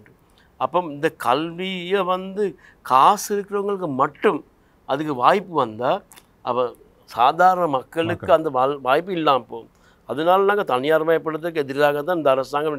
இப்போ இவங்க வந்து நாங்கள் எல்லோருக்கும் இடம் கொடுப்போம் கதவு திறப்போம்னு சொன்னால் அது ஒரு பெரிய பிரச்சனை. இப்போ நாங்கள் கடந்த காலங்களில் இப்போ கொழும்பு இந்த என்னது அந்த புதிய ப்ரைவேட் யூனிவர்சிட்டியில் வந்தவங்களுக்கு நியமனம் கொடுத்தாங்க. பார்த்தா அந்த யூனிவர்சிட்டிகளில் அவங்க படிச்சிருக்கிறது எப்படி? ஆன்லைன். அப்போ கொலம்போ யூனிவர்சிட்டி மாதிரி யூனிவர்சிட்டி 4 வருஷம் படிக்கிற கோர்ஸை வந்து ஆன்லைன் 6 மாதம் படித்தவங்களுக்கும் நியமனம் கொடுக்குற சூழ்நிலை தான் இந்த அரசாங்கம். நாங்கள் எதிர்ப்பு தெரிவித்தா இப்போ நின்று இருக்குது இந்த செயல்பாடு. அதனால் நாங்கள் சொல்கிறோம், இந்த அரசு வந்து அவங்க இருந்த நிலைப்பாடுகளை இப்போ மாற்றி தான் இப்போ போடுறாங்க. நான் நினைக்கிறேன் இது வந்து அவங்களோட பாதுகாப்புக்காகவோ இல்லாட்டி அவங்களோட இருப்பை பாதுகாக்கிறதுக்கோ தெரியாத எங்களுக்கு செய்கிறது. ஆனால் எங்களுடைய எதிர்ப்புகள் வந்து நாங்கள் முன்னுக்கு கொண்டு போகிறது நிப்பாட்ட மாட்டோம். நாங்கள் அரசாங்கம் எங்களோடு இருந்து இதை எதிர்த்து இப்போ தற்போது அவங்க அதை செய்கிறதா இருந்தாலும் எங்களுடைய எதிர்ப்புகள் நாங்கள் நிப்பாட்டாமல் கொண்டு போவோம். ஆதவனின் சமர்க்களம் நிகழ்ச்சியோடு இணைந்திருக்கிறீர்கள். ஒரு சிறிய இடைவெளிக்கு பிறகு மீண்டும் சந்திக்கிறோம். இன்று நம்முடைய சமர்க்களம் நிகழ்ச்சியில் சிறப்பு அழைப்பாளராக நம்மோடு கலந்துரையாடி கொண்டிருக்கிறார் இலங்கை ஆசிரியர் சங்கத்தினுடைய பொதுச் செயலாளர் திரு ஜோசப் ஸ்டாலின் அவர்கள். கடந்த பகுதியில் நாங்கள் பேசிக்கொண்டிருந்த போது இந்த சீர்திருத்தம், கல்வி சீர்திருத்தம், தனியார் நிறுவனங்களுடைய வருகை, இதற்குள்ளே போன்றவை பற்றி பேசிக்கொண்டிருந்தோம். தெளிவுபடுத்தல்கள் மாணவர்களுக்கு போதுமானதாக இருப்பதாக தெரியவில்லை. அதாவது அரசு தரப்பிலிருந்து இலவச கல்வி என்பது இங்கே அடிப்படையாக இருக்கிறது. பல மாணவர்கள் அதன் மூலமாகத்தான் தங்களுடைய வாழ்க்கை தரத்தையும் உயர்த்தி தங்களுடைய சமூகத்தின் தரத்தையும் உயர்த்தி இருக்கிறார்கள். குறிப்பாக வடக்கு கிழக்கு பகுதியில் இருக்கக்கூடிய நலிந்த பகுதிகள், யுத்தத்தால் பாதிக்கப்பட்ட பிரதேசங்கள், மலையக பகுதிகளில் இருக்கக்கூடிய தோட்டத் தொழிலாளருடைய பிள்ளைகள், அதுபோல் இலங்கையுடைய தென்பகுதியில் இருக்கக்கூடிய மாவட்டங்களில் இப்போ அண்மை காலமாக பார்த்தீங்கன்னு சொன்னால் பரீட்சை பெறுபவர்களை நாங்கள் அதிகரித்த அளவிலே பார்க்கிறோம். அப்படி அந்த கடுமையாக பொருளாதார ரீதியாக பாதிக்கப்பட்ட மாணவர்களை உயர்த்துகின்ற ஒரு விடயமாகத்தான் கல்வி இருக்கிறது. ஆனால் நீங்கள் சொன்னது போல இந்த தனியார் நிறுவனங்களுடைய வருகை என்பது அதுவும் ஒரு பக்கத்தில் வரவேற்க வேண்டிய விடயமாக பார்த்தாலும் கூட, என்றால் இங்கே கிடைக்காத வாய்ப்பு அங்கே கிடைக்கலாம். நீங்கள் சொன்னது போல பணம் இருப்பவர்கள் அதை பெற்றுக்கொள்ளலாம். ஆனால் பல்கலைக்கழக கல்வியை விட்டு இதுக்குள்ளே போனோம்னு சொன்னால் நம்முடைய வாழ்க்கை பிரகாசமாக இருக்குமோ என்பது போன்ற ஒரு மாயை இந்த விளம்பரங்கள் ஏற்படுத்துகின்றன. அந்த நிறுவனங்கள் கொண்டு வருகிற விளம்பரங்கள். இது தொடர்பான விழிப்புணர்வு நடவடிக்கைகளில் உங்களை போன்றவர்கள் ஈடுபடாத போதுமானதாக இல்லை போல தெரிகிறது. இல்லை, இப்போ அதனால தான் நாங்கள் சொல்லுவோம் சீர்திருத்தம் அவசியம்ட்டு. ஏன்னா வந்து இப்போ நாங்கள் எடுத்துக்கொண்டா இப்போ ஏ லெவல் காலம் வந்த பிந்தி ஏ லெவலில் வந்து ஒரு மாயை வந்து உருவாக்குறாங்க. அவங்களே தனியார் கல்வி நிறுவனங்கள் நாங்கள் டியூஷன் போகாட்டி எங்களுக்கு பாஸ் ஆக இல்லாது. அடுத்து அவங்க கொண்டு போகிற கேம்பெயின் தான் இந்த இவர்கிட்ட போயிட்டு படிக்க இல்லாட்டி உங்களுக்கு பாஸ் ஆக இல்லாதுண்டு. அப்படி ஒரு மாயை உருவாக்கியிருக்கிறாங்க. இப்போ இதை மாற்றுறதுக்காக தான் நாங்கள் இந்த சீர்திருத்தம் கேட்குறோம். அதோடு நாங்கள் காண்றோம். இப்போ இந்த அரசாங்கம் வந்து உலகத்தில் இருக்க எல்லா யூனிவர்சிட்டிஸும் பார்த்தா சில இதுகளில் கோர்ஸ்களை பார்த்தா எல்லாம் ஆன்லைன், இல்லாட்டி இங்கே சரியான ஒரு இடம் கூட இல்லை. சும்மா அட்ரஸ் மட்டும்தான், சும்மா கொத்துக்கடை மாதிரி இடங்கள், சில இடங்கள் சின்ன சின்ன இடங்கள். அப்போ அப்படி கல்வியை கொண்டு போக இல்லை. இது நாங்கள் ரெகுலேட் பண்ண சொல்கிறது இல்லை. ரெகுலேட் பண்ணி சொல்கிறோம் நாங்கள் சொல்கிறோம், அதை ஏற்றுக்கொள்கிறது. இதுகள் நிப்பாட்டணும். இந்த நிப்பாட்டுறதுக்கான செயல்பாடுகளுக்கு அரசு போக வேண்டும். இப்போ நாங்கள் அதனால தான் கல்வித்துறையில் எல்லாரும் இந்த அரசாங்கத்தை கொண்டு வர்றதுக்கும் நான் எனக்கு வாக்களித்தது இவங்க இதுகளை பாதுகாக்கிறதுக்காக. அப்போ அரசாங்கம் இந்த இந்த செயல்பாடுக்கு போகிறது இல்லை. அடுத்து நீங்கள் இன்னொரு காரணம் உங்களுக்கு சொல்லணும். இப்போ நீங்கள் இது எனக்கு முதல்ல கேட்டீங்க, இந்த சிறிய பாடசாலைகள் சம்பந்தமாக. இப்போ நாங்கள் காண்றோம் இலங்கையில் எடுத்துக்கொண்டால் 3000 பாடசாலைகள் இருக்குது, 100 மாணவர்கள் குறைஞ்ச பாடசாலைகள். இப்போ பாராளுமன்றத்தில் அன்றகுமார திசாநாயக ஜனாதிபதி பேசக்குள்ள சொல்கிறது இது வந்து அநியாயம். 40-20 பிள்ளைகளுக்கு ஒரு பாடசாலை இருக்குது அநியாயம், அதில் 4 ஆசிரியர்களுக்கு அநியாயம். அது பிள்ளை. இப்போ உண்மைக்கும் இந்த கல்வி அமைச்சியால் ஒரு ரிப்போர்ட் ஒன்று செஞ்சது வந்து 2020 ஆண்டு அக்டோபரில் அதில் இருக்கிறது வந்து சிறிய பாடசாலைகளில் எப்படி மூடாமல் நாங்கள் எப்படி பாவிக்கிறதுன்னு அந்த ரிப்போர்ட் இதில் இருக்குது. அந்த ரிப்போர்ட்டுக்கு முக்கியமான காரணம் தான் இப்போ சாதாரண பாடசாலை 10,126 பாடசாலைகள் நேஷ்னல் ஸ்கூல்ஸ்கள் 378 இருக்குது. அதுக்கு ஒரு யூனிட் இருக்குது கல்வி அமைச்சில். அதே மாதிரி சிறிய பாடசாலைகளுக்கு ஒரு யூனிட் ஒன்று உருவாங்க கல்வி அமைச்சில். அதால் அந்த யூனிட்டால் அந்த பாடசாலைகளை முன்னேற்றத்துக்கு செயல்படணும். அப்படி ஒரு ரிப்போர்ட் இருக்கக்குள்ள அப்படி பாடசாலையை மூன்றதை பாதுகாக்கிறதுக்கான ரிப்போர்ட் கல்வி அமைச்சியால் செஞ்சிருக்கக்குள்ள ஜனாதிபதி அனுரகுமார் திசாநாயக பாடசாலையில் 3 பேர் பேசினாங்க. இப்போ நாங்கள் எடுத்துக்கொண்ட வண்டியில் நாங்கள் போயிட்டு இதை பற்றி பேசினோம். சில பாடசாலைக்கு கிலோமீட்டர் 12 கிலோமீட்டர் ரெண்டுக்கும் எப்படி 3 நடக்கும்? பஸ்ஸை போட்டு அவங்களை கொண்டு வர இல்லைமா? இப்போ நாங்கள் அந்த 1ஆம் தேதி நடந்த டிஸ்கஷனில் நாங்கள் டாக்டர் அருணிட்ட கேட்டது வந்து இப்படி ஒரு ரிப்போர்ட் இருக்கு உங்களுக்கு தெரியுமான்ட்டு. அவங்களுக்கு தெரியாது. நான் அவங்கள குறை சொல்ல இல்லை, அந்த அதிகாரிகள் அவங்கள கவனத்துக்கு கொண்டு போகல. அதே மாதிரி இப்போ அரசாங்கம் இப்போ அடிமட்ட மக்களை பற்றி பார்க்காம காசு இருக்கிறவங்களை மேல்மட்டத்தை மட்டும் பார்க்குறது வந்து தான் நான் உங்களுக்கு சொல்ல வேண்டும். இப்போ அதனால நான் நினைக்கிறேன் இது அவங்களுக்கு இந்த திரும்பவும் நினைவு காட்டி இந்த செயல்பாடை நிப்பாட்டுறதுக்கான செயல்பாடுகள் நாங்கள் போக வேண்டும் தான் நாங்கள் இப்போ நினச்சிருக்கிறோம். பொதுவாக அந்த ஆய்வாளர்கள் சொல்வார்கள் இயற்கை சம்பந்தமாக ஒரு இடத்தில் இருக்கக்கூடிய பெருவிருட்சம் அதை வந்து பாதுகாக்க வேணும். அப்போதான் அதை சுற்றி இருக்கக்கூடிய சிறு சிறு மரங்கள் தாவரங்கள் எல்லாம் நன்றாக வளரும் என்று. இப்போ நீங்கள் குறிப்பிட்ட ஒரு விடயத்தில் இருந்து தொட்டு செல்லுறேன். அந்த மாகாண மட்டத்திலே தேசிய பாடசாலைகளாக பல பாடசாலைகளை அரசாங்கம் அங்கீகரித்து வருகிறது. கடந்த ஆட்சியிலிருந்து அது கடந்த ஆட்சியிலிருந்து வருகின்றன. அந்த பாடசாலைகள் சில பாடசாலைகள் நான் பார்த்துருக்கிறேன் தங்களுடைய சூழலில் இருக்கக்கூடிய அல்லது கொஞ்சம் அந்த பிரதேசத்தில் இருக்கக்கூடிய சில பாடசாலைகளுக்கான அபிவிருத்தி நடவடிக்கைகளை அல்லது மாணவர்களுக்கான இப்போ நீங்கள் சொன்னீங்க தொழில்நுட்ப பாடம் கொண்டு வரப்பட்ட போது அதுக்கான ஆசிரியர் பற்றாக்குறை இருந்தது, வளப்பற்றாக்குறை இருக்கிறது. அவற்றுக்கான தீர்வை அந்தந்த பாடசாலை சமூகம் வழங்குவதற்கு முயற்சி செய்வதை பார்க்கிறோம். அது அவருடைய சுயாதீன செயற்பாடாகத்தான் இருக்கிறது. ஏன் இதை அரசாங்கம் ஊக்குவிக்கக்கூடாது? இப்படியான தேசிய பாடசாலைகள் ஊடாக நீங்கள் சொன்னது போல் அந்த பிரதேசத்தில் இருக்கக்கூடிய பாடசாலைகளை வளப்படுத்துவதற்கான ஒரு திட்டப்பாட்டையே இந்த அரசாங்கம் எடுக்க முடியாமல் இருக்கிறது. இல்லை, அதுக்கு அவசியம் வந்து காசு ஒதுக்கீடு அதிகரிக்கிறது. இப்போ எங்களுக்கு தெரியும் கல்வி சம்பந்தமாக எடுத்துக்கொண்டால் விசேஷமாக ஜிடிபியில் 100% ஒதுக்கணும்ட்டு தான் எல்லா போராட்டம் நடந்துச்சு. கல்வி அமைச்சர் அரண்ய அமரசூரிய எடுத்துக்கொண்டால் அந்த போராட்டத்தில் முக்கியமாக நின்ற ஒருத்தர். அப்போ அவங்க இப்போ தற்போது கல்விக்கு ஒதுக்கீடு வந்து குறைஞ்சிருக்குது. அது ஒரு பக்கத்தால் இருக்குது. அடுத்தது வந்து நீங்கள் தேசிய பாடசாலை சொல்லக்குள்ள கொழும்பில் இருக்கிற பிரபலியமான பாடசாலை 2-3 தவிர மற்றதை எடுத்துக்கொண்டால் தேசிய பாடசாலைன்ற போர்டு மட்டும்தான் இருக்குது. ஒழிய வேறு அவங்களுக்கான வேறு வளங்களும் இல்லை. இந்த கல்வியில் ஒரு சம வாய்ப்பு உருவாக்குறதா இருந்தால் நான் நினைக்கிறேன் அதுக்கு அவங்க முக்கிய அவதானம் கொடுக்க வேண்டும். இப்போ அதில் வந்து இப்போ ஆசிரியர் பற்றாக்குறை தீர்க்க வேணும். இப்போ நாங்கள் முல்லைத்தீவில் இருக்கிற தேசிய பாடசாலை எடுத்துக்கொண்டால் பெரிய ஒரு பிரச்சனை இருக்குது.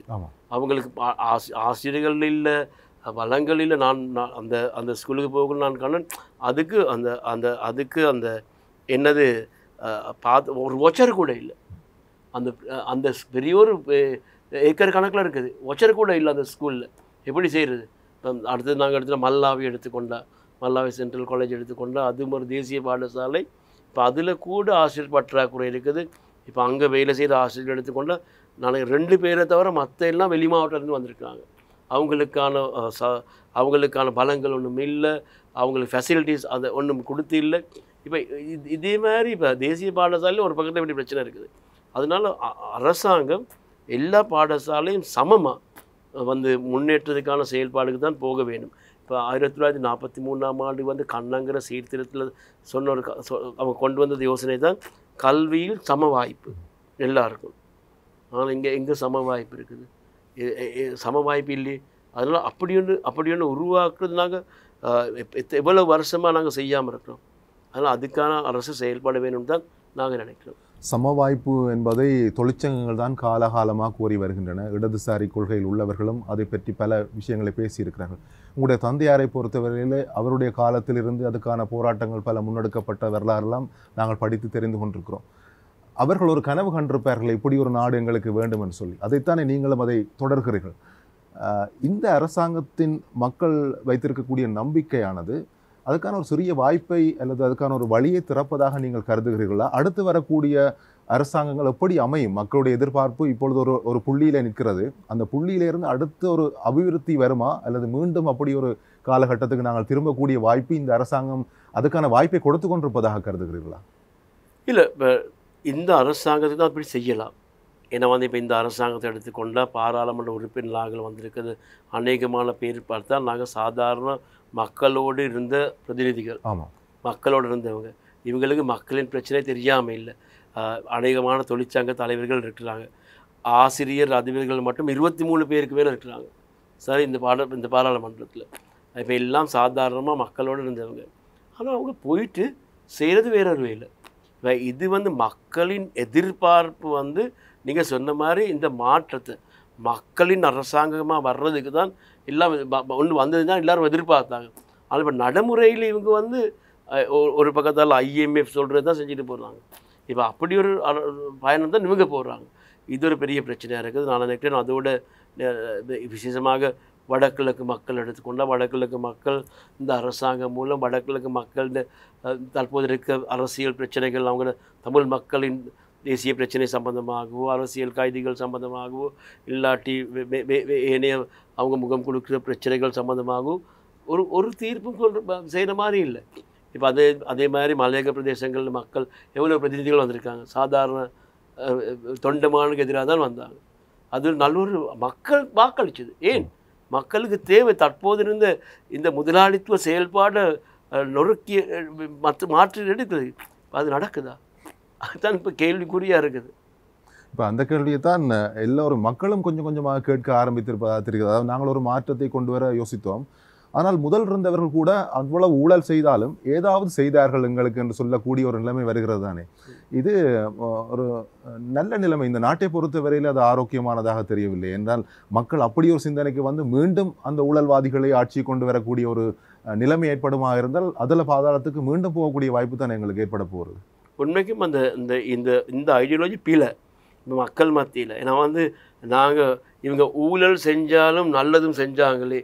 ஊழல் செஞ்சவங்க யார் மக்கள் பணத்தை தான் வரைப்பணத்தான் ஊழல் செஞ்சுருக்காங்க. அதனால் அவங்களுக்கு சார்பாக ஒன்றும் நாங்கள் கதைக்க கூடாது. உண்மைக்கு அவங்க செஞ்ச செயல்பாடுகள் எங்களுக்கு தெரியும். ஆனாலும் அது சம்மந்தமாக கூட இந்த அரசாங்கம் செயல்படுதாங்க பிரச்சனை வருது. இப்போ உங்களுக்கு தெரியும், விசேஷமாக இந்த நடந்த தேர்தலில் பிரதேச சபை அமைக்கக்குள்ள நடந்த செயல்பாடுகளும் தெரியும் தானே. இப்போ இவ்வளவு எதிரிகளாக இருக்கிறவங்களோட சேர்ந்து இந்த என்னது பவருக்காக எல்லாம் செய்கிற நிலைப்பாடுக்கு போகிறது பிழை. நினைக்கலாம் அதை நாங்கள் எதிர்க்கிறோம். அது செய்யலாம் மக்களுக்கு தான். இப்போ சாதாரணமாக எலெக்ஷனில் தான் என்னது ஆட்சியாளர்கள் வர்றது. இப்போ கோட்டாபய ராஜபக்சே விரட்டுறது எலெக்ஷன் இல்லையா, மக்கள் போராட்டத்தில். இப்போ மக்கள் அதை ஆயுதம் எடுத்து தான் செஞ்சாங்க. அதனால் மக்களுக்கு தான் இதில் பவர் இருக்குது. அதனால் மக்கள் அரசும் தெரிஞ்சுக்கொள்ளணும். இந்த நாட்டை எடுத்துக்கொண்டால் இந்த நாட்டு மக்கள் ஒரு அரசே அனுப்புகிற மக்கள் இருக்கிறாங்க. அதனால் அரசு இதை தெரிஞ்சு நடக்கணும்னு தான் நாங்கள் சொல்கிறது. இல்லை, இந்த உரையாடல் மூலமாக நாங்கள் மக்களிடம் கொண்டு போய் சேர்க்க வேண்டிய செய்தி என்னவென்றால், அப்படி ஒரு எண்ணப்பாட்டுக்கு மக்கள் வந்துவிடக்கூடாது என்கிற ஒரு பயம் ஒரு ஊடகமாக, பொறுப்பு வாய்ந்த ஊடகமாக எங்களுக்கும் இருக்கிறது. ஆனால் அரசாங்கத்துக்கு அந்த கவலை இருப்பது போல தெரியலையே.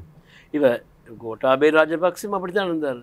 நான் என்ன வாயால் சொல்கிறது தான் சுட்டறிக்கைன்னு சொன்னது, அப்படி தான் பேசுனது. இப்போ இந்த அரசாங்கம் இப்போ நான் அன்றைக்கு நான் லால்காந்த் அமைச்சர் சொன்ன கதை ஒன்று தான். சாதாரணமாக ஒரு பூனை எடுத்துக்கொண்டால் அது வந்து அதுக்கு ஒரு மீன் துண்டு ஒன்று போட்டால் அது 2 பக்கத்தால் வேறு வேறு மிருகங்கள் வந்தாலும் 2 பக்கத்தை பார்த்துட்டு திங்கிறது தான் செய்யுமா. அதே மாதிரி போராட்டங்கள் அது இது செய்யலாம், எங்களோட வேலையை நாங்கள் செஞ்சுட்டு போவோம்ட்டு. அது இவ்வளோ பிழையான கருத்து. அதுக்கு அது நாங்கள் 2 பக்கம் பார்ப்போம், ஆனால் எங்களோட வேலையை தான் நாங்கள் செஞ்சுட்டு போவோம். இப்போ அப்படி போன அரசாங்கத்துக்கு தான் மக்கள் எதிர்த்தது. அதனால் அரசு தெரிஞ்சுக்கொள்ளும், ஜனநாயக நாடு இது. இப்போ இப்படி இந்த அரசாங்கத்துக்கு இப்படி ஒரு கருத்து ஒன்று இருக்குது. என்ன வந்து மற்றவங்க பிள்ளை செய்வாங்க, நாங்கள் பிள்ளை செய்ய மாட்டோம், அதை நீங்கள் நம்புங்க, நான் உங்களுக்காக தான் செயல்படுறோம். அது எல்லாருக்கும் சரி வராது. இப்போ கல்வி சீர்திருத்தம் எடுத்துக்கொண்டால் இவங்க சரியாக செய்கிறாங்க. அதனால் நாங்கள் சொல்கிறோம், இது வந்து மக்களோட ஜனநாயக ரீதியாக பேசி செயல்பட வேணும் தான் நாங்கள் சொல்கிறோம். அப்படி இல்லாட்டி இனி மக்கள் முன் வருவாங்கன்னு தான் நாங்கள் சொல்ல வேண்டியது இருக்குது. தொழிற்சங்கங்கள் அரசாங்கத்துக்கு கொஞ்சம் வாய்ப்பை கொடுக்கின்றது போல தெரிகிறது. ஒரு காலகட்டம் பார்ப்போம், கொஞ்சம் பொறுமையாக பார்ப்போம் என்ன செய்கிறது. ஏன்னா இல்லாவிட்டால் பொதுவாகவே எந்த அரசாங்கம் மாறினாலும் நியாயமான கோரிக்கைகளை முன்வைத்து உடனடியாகவே போராட்டங்கள் நடப்பதை பார்த்துருக்கிறோம். ஆனால் கொஞ்சம் அடக்கி வாசிப்பதாக தெரிகிறது. அது மென்போக்கை அவர்களும் நீங்களும் ஏதாவது உள்ளே ஒரு மென்போக்கான தன்மையை கடைபிடிப்பதற்கான ஒரு ஏற்பாட்டில் இருக்கிறீர்களா? இல்லை, இப்போ மக்கள் இருக்கிறது. இப்போ நாங்கள் ஆசிரியர் அதிபர்கள்னு ஒரு எதிர்பார்ப்பு இருந்துச்சு. இந்த அரசாங்கத்துக்கு அநேகமாக வாக்களித்தது வந்து அரச ஊழியர்கள், அதுலேயும் முக்கியத்துவம் வந்து ஆசிரியர் அதிபர்கள். இப்போ அவங்களே எதிர்பார்ப்புகள் இருக்குது. இப்போ அவங்களுக்கு ஒரு காற்றிக்கு நாங்கள் இதெல்லாம் செய்வோம்ட்டு. இப்போ அதனால தான் நாங்கள் மக்கள் நாங்கள் இருக்கிற இடத்துலேருந்து போராடுறதே தவிர நாங்கள் இல்லாதொன்னு எங்களுக்கு கொண்டு வர இல்லாது. நாங்கள் தற்போது இப்போ ஒரு பக்கத்தாலங்களும் சம்பள அதிகரிப்பு சம்மந்தமாக ஒரு பிரச்சனை இருக்குது. ரெண்டாவது கல்வியை பாதுகாப்புறதுக்கான பிரச்சனை ஒன்று இருக்குது. அடுத்து இந்த கல்வி மறுசீரமைப்பு திட்டங்களுக்கு எதிரான செயல்பாடுகள் இருக்குது. இப்போ இதுகளில் வந்து தற்போது இதுகளை நாங்கள் பேசிகிட்டு இருக்கிறோம். இது சம்மந்தமாக உரையாடல்கள் கொண்டு போகிறோம். பல செயல்பாடுகள் போக போகிறோம். அரசு தான் தீர்மானிக்கும் என்ன நடக்குதுன்ட்டு. அதுக்கு நாங்கள் ஒன்றும் அடக்கி வாசிக்க இல்லை. மக்கள் இருக்கிற இடத்துல தான் நாங்கள் முன்னுக்கு கொண்டு போகலாம். மக்களுக்கு முன்னுக்கு நின்று நீங்கள் இப்படி செய்து நாங்கள் நினைக்க இல்லை. அரசுக்கு நாங்கள் சொல்கிறோம் வந்து நீங்கள் மக்களுக்கு முன் வச்ச செயல்பாடு யோசனைகளை நடைமுறைப்படுத்த வேணும். அப்படி இல்லாட்டி அதுக்கு எதிராக நாங்கள் மக்களை தயாரிக்கிற செயல்பாடில் நாங்கள் இருக்கிறோம். நாங்கள் உறுதியாக நாங்கள் சொல்லுவோம். இல்லை, அதைத்தான் நாங்களும் எதிர்பார்க்கிறோம். ஒரு ஊடகமாகவும் பொதுமக்களாகவும் நாங்கள் எதிர்பார்ப்பது எல்லாவற்றையும் மௌனமாக பார்த்து கொண்டு இருக்கிறார்களோ முன்னர் போராட்டங்களை நடத்தியுள்ள ஒரு சந்தேகம் இருக்கிறதா? இல்லை, நாங்கள் இப்போ இந்த கல்வி சீர்திருத்தம் வந்து முதலாவது வெளிவந்து பேசுகிறது நாங்கள் தான். நாங்கள் தான் பேசுகிறோம். இப்போ இந்த பிரச்சனைகள் நாங்கள் பேசிகிட்டு இருக்கிறோம். நீங்கள் சொன்ன மாதிரி நாங்கள் செயல்பாடுகளுக்கு வந்து இல்லை, நாங்கள் செயல்பாடுக்கும் வருவோம். இன்றைய ஆதவனின் சமர்க்களம் நிகழ்ச்சியிலே நம்முடைய சிறப்பு அழைப்பாளராக இலங்கை ஆசிரியர் சங்கத்துடைய பொதுச் செயலாளர் ஜோசப் ஸ்டாலின் அவர்கள் கலந்து கொண்டு நம்மோடு பல விடயங்களை கலந்துரையாடி இருந்தார். இறுதியாக ஒரு கேள்வி. இந்த ஆட்சி காலத்தோடு இந்த அரசாங்கம் கவிழ்ந்துவிடும், இனி இவர்களுக்கான வாய்ப்பு கிடைக்காதுன்னு பொதுமக்கள் மத்தியிலிருந்து பேச்சுக்கள் வர ஆரம்பிக்கின்றன. ஏனென்றால் மிக மெதுவான ஒரு செயற்பாடாக இருக்கிறது. ஒரு செயற்பாடு என்பதுதான் குற்றச்சாட்டு. நீங்கள் சொன்னது போல மக்களிடமிருந்து அபிப்பிராயத்தை பெறாமல் தன்னிச்சையாக செயல்படுவது அல்லது கடந்த அரசாங்கங்களுடைய செயற்பாடுகளை முன்னெடுப்பது போன்ற விடயங்கள் தொடர்பிலும் குற்றச்சாட்டுகள் முன்வைக்கப்படுகின்றன. அதுபோல இன்னும் ஒரு விடயம், இந்த அரசாங்கத்தை பொறுத்தவரையிலே மக்களுடைய அடிப்படை பிரச்சனைகளுக்கு தீர்வு எதுவும் கிடைக்கவில்லை என்கின்ற ஒரு கோபம் அவர்கள் மத்தியிலே இருக்குது. நாங்கள் எதிர்பார்த்தோம் பல விடயங்களை, அதுக்காகத்தான் வாக்களித்தோம். நீங்கள் சொன்னது போல ஆசிரியர் தரப்பாக இருக்கட்டும், பொதுமக்களாக இருக்கட்டும், அல்லது வர்த்தக தரப்பாக இருக்கட்டும், எல்லோரும் ஏதோ ஒரு எதிர்பார்ப்போடு வாக்களித்தார்கள். அதை நோக்கி கொஞ்சம் நகரவில்லை இந்த அரசாங்கம். வேறு பாதையில் போவது போன்ற ஒரு தோற்றப்பாடு இருப்பதால் இத்தோடு இந்த ஆட்சி காலத்தோடு சரி, இவர்களுக்கான வாய்ப்பில்லை என்ற ஒரு கருத்து பரவலாக ஆரம்பித்திருக்கிறது இப்போது ஆரம்ப கட்டத்திலே. இதை எப்படி பார்க்கிறீர்கள்? இல்லை, நாங்கள் அப்படி நினைக்கையில் முதலாவது இப்போ இவங்களுக்கு இன்னும் 5 வருஷம் இருக்குது. ஆமாம், சரியா? இப்போ இவங்க பல யோசனைகள் முன் வச்சு வந்தாங்க. இப்போ தற்போது இவங்க 7-8 மாதங்கள் வரக்குள்ள இவங்களோட போக்கை பார்த்தா இவங்க பேசாமல் அந்த கோட்டாபய ராஜபக்ச போகிற போக்கில் போனால் இவங்களுக்கு 5 வருஷத்துக்கு முதல் வீட்டுக்கு போகலாம். சரி, இப்போ இவங்க வந்து தற்போது கூட இவங்களுக்கு வாய்ப்பு இருக்குது மக்களின் பிரச்சனைகளை தீர்க்கிறதுக்கு. இப்போ கல்வி சம்பந்தமாக இவங்க கொண்டு வர சீர்திருத்தம் பிள்ளைங்களை நாங்கள் சொல்லக்கூட ஏற்றுக்கொண்டு, அதோட இப்போ வடகிழக்கு மக்கள் சம்பந்தமாக எடுத்துக்கொண்டால் அவங்களோட பிரச்சனைகளுக்கு, காணி பிரச்சனைகளுக்கு, அவங்க காணாமல் போனவர்கள் பிரச்சனைகளுக்கு, அரசியல் கைதிகள் பிரச்சனை ஒன்றுக்கும் தீர்வு இல்லாமல் போனால் அது மக்கள் எல்லாம் எதிர்பார்ப்புகளுக்கு நாடாளுமன்றத்தில் பெரும்பான்மை இருக்கிறது. இந்த அரசியல் மாற்றத்தை கூட அதை பற்றி ஒரு பேச்சு, ஜனாதிபதி முறைமையை மாற்றுறதை பற்றி, அடுத்தது வந்து இது என்னது கான்ஸ்டியூஷனை மாற்றுறதை பற்றி மக்கள் எதிர்பார்த்தது வந்து உண்மைக்கும் வந்து அவங்களுக்கு ஜனநாயக ரீதியான மாற்றம். இப்போ நாங்கள் எடுத்துக்கொண்டோம், இப்போ மதம் சம்பந்தமாக எடுத்துக்கொண்டோம், நாங்கள் காண்றோம் வேறு அரசாங்கங்களும் பார்க்க இவங்க முன்னுக்கு போடுறாங்க. இப்போ அரண்யாமர சூரிய கூட யாழ்ப்பாணத்துக்கு போன அந்த கோவிலுக்கு இங்கே எல்லாம் போகிறாங்க. இப்போ அவங்க எலெக்ஷனில் நிற்கக்குள்ள இவங்க வந்தால் பிரயாரம் நடக்காது, இவங்க வந்தால் ஆமதுருமார் பட்டினியில், இப்படி தான் கேம்பெயின் போச்சு. ஆமாம், அப்படி சொல்லக்குள்ள தான் மக்கள் வாக்களித்தாங்க. இப்போ இவங்க வந்த பிந்தி அதை செய்ய போனால் இப்போ நான் பிள்ளையோ சரியோ சொல்ல இல்லை. இப்போ இவங்க இருக்குது இவங்களுக்கு எதிராக இவங்க வந்தால் இதெல்லாம் நடக்காதுன்னு சொல்லக்குள்ள மக்கள் வாக்களித்தாங்க. மக்களுக்கு வேணும் அது இல்லை, மக்களுக்கு வேணும் என்னது அவங்களுக்கு அன்றாட வாழ்க்கைக்கான தேவைகள். இப்போ இவங்களும் மற்ற அது இல்லாமல் போனால் நான் நினைக்கிறேன், நான் எதிர்பார்க்கையில் இவங்க வந்து ஐயோ விழுந்து வேறு யார் சரி வருவாங்கன்னு. ஆனாலும் நாங்கள் ஒரு ப்ரெஷர் குரூப்பாக இதுக்கு எதிராக நாங்கள் செய்யக்கூடிய செயல்பாடுகள் நாங்கள் செய்வோம். நாங்கள் இவங்களை வெளியிட்டு யாரும் இன்னொரு ஆளை கொண்டுறதுக்கு நாங்கள் தயார் இல்லை. நாங்கள் இவங்களையும் நாங்கள் கொண்டுறே இல்லை, நான் அடுத்த நான் சொல்கிறேன். ஆனாலும் நாங்கள் மக்கள் வந்து முன்னின்று தட்டி கேட்குற அளவுக்கு செயல்பட வேணும். மக்களின் வேலை அதுதான். யாரையும் பின்னால் போகாமல் எல்லாம் மக்கள் அமைப்புகளாக ஆர்கனைஸ் ஆகி தொழிற்சங்கமாக இருக்கலாம், வேறொரு அமைப்பாக இருக்கலாம், எல்லாம் ஒன்றா சேர்ந்து அவங்கள அரசுக்கு ஒரு ப்ரெஷர் கொடுக்குற செயல்பாடுக்கு போகுன்னு தான் நாங்கள் நினைக்கிறோம். நீங்கள் சொன்னாலும் சொல்லாவிட்டாலும் இந்த ஆட்சி மாற்றத்திலே தொழிற்சங்கங்களுடைய பங்களிப்பு என்பது மிக முக்கியமானதாக இருந்திருக்கிறது. அதை நான் ஏற்றுக்கொள்வேன். ஏன்னா வந்து விசேஷமாக நாங்கள் 2024ஆம் ஆண்டில் பல போராட்டங்கள், சம்பள போராட்டங்கள், 20,000 சம்பள அதிகரிப்பு, எல்லா போராட்டங்களும் நடந்தால் இந்த எலெக்ஷன் வந்துச்சு. எலெக்ஷனை வைக்காமல் போக தான் ரணில் விக்ரமசிங்க பார்த்தது. ஆனால் அந்த போராட்டங்களால் தான் இது உண்மைது. அப்போ அதை கூட மறந்து செயல்படுற ஒரு அரசாங்கமாக தான் நாங்கள் தற்போது காண்றது. இன்னும் நிறைய விடயங்கள் பேச இருக்கின்றன. இந்த குறுகிய நேரத்துக்குள் உங்களுடைய வேலைப்பளுவின் மத்தியிலே வந்திருந்து பல விடயங்களை தெளிவுபடுத்தினீர்கள். கல்வி சீர்திருத்தம் மிக முக்கியமானது அடிப்படையிலே. அது தொடர்பாக உங்களுடைய செயற்பாடுகள் பல இன்னும் முன்னெடுக்கப்படும் என்று நாங்கள் எதிர்பார்க்கிறோம். அது சம்பந்தமாகவும் விரைவிலே பேசக்கூடிய வாய்ப்பு கிடைக்கும் என்று நம்புகிறோம். எனவே இந்த நிகழ்ச்சியிலே நம்முடைய ஆதவனின் சமர்க்களம் நிகழ்ச்சியிலே இணைந்து கொண்டு இவ்வளவு நேரம் பொறுமையாக பல விடயங்களை தெளிவுபடுத்தியமைக்கு திரு ஜோசப் ஸ்டாலின் அவர்களுக்கு எங்களுடைய நன்றிகள். நன்றி வாய்ப்பு அளித்ததுக்கு. ஆதவனின் சமர்க்களம் நிகழ்ச்சியத்தோடு நாங்கள் நிறைவு செய்கிறோம். மீண்டும் ஒரு சமர்க்களத்தோடு சந்திக்கலாம். வணக்கம்.